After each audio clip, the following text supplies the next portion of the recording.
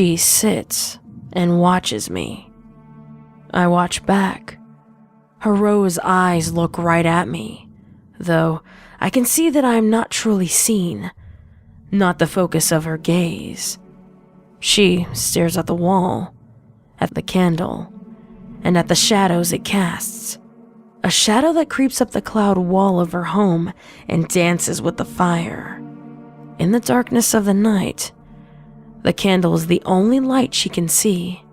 High above us, the clouds conceal the moon's glow, and below the unicorns sleep in their beds, few even thinking of illumination spells.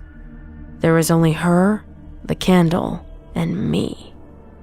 I dance with the fire and the light it casts, and she watches the shadows moving. Her wings spread, and her back arches like a cat ready to pounce. No, not a cat, a mouse. She doesn't fear the dark. Why would she? I've listened to her boasts, to her claims. Rainbow Dash, hero of Equestria, only Pegasus to perform the sonic rainboom. The top candidate for the Wonderbolts, the element of loyalty. She doesn't fear shadows or my dance, nor should she. My dance is a thing of beauty, a shadow cast by a candle, flowing light hitting the form to create movement. But she's tense, ready to bolt, because a shadow must be cast. A shadow does not simply appear and choose to entertain. A shadow does not move where there is none, does not defy all that is known as right in the world. I should not be there moving freely along the walls.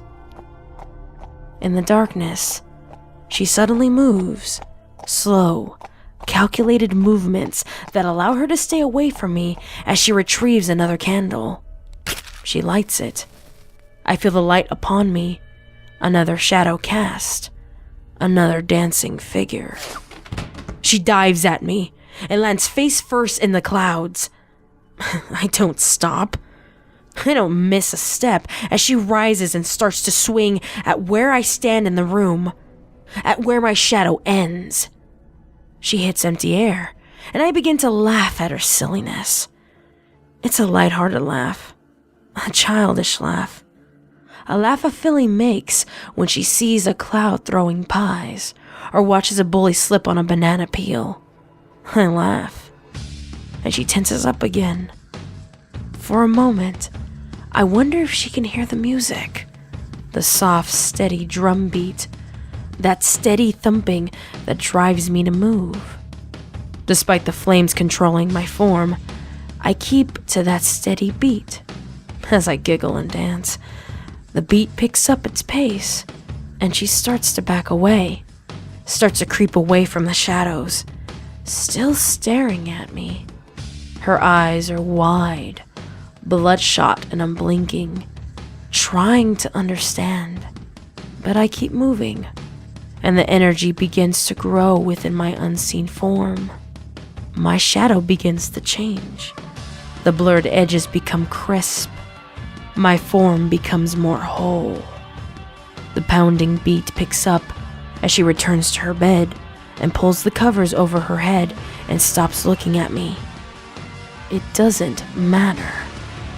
I'm having so much fun with this, enjoying myself in the candlelight, dancing my dance as my form shows across the walls. An errant breeze removes my second shadow, and with a single candle lit, I find myself across her huddled form. She peeks out and sees my performance, sees me dance, sees what she cannot understand. The pounding drum echoes, beat faster and faster, and with the heat of the moment, I let go of my inhibitions and start to sing. The notes are mostly those of a soprano, the words of a long dead language, the pace set by her drumming beat. I sing and dance, my voice hitting notes as high as the moon, my voice a haunting melody, The music begins to accompany my speech, screeching violins and slow, deep, booming brass instruments that come from nowhere. I can feel the pace increasing to its climax. Can feel my dance hit its peak, its stride. And I change. For a brief moment, I am no longer a shadow. For a brief moment, I am flesh and blood again. Skin made of darkness stretched over long, spindly limbs. A single eye in the right side of my face. Those markings of lavender that cross my form. I'm alive. And I smile. I show her a joyful grin. And then the drums miss a beat. Her hoof goes to her chest, her eyes wide. Another missed beat. Another. I become shadows again, and I stop singing.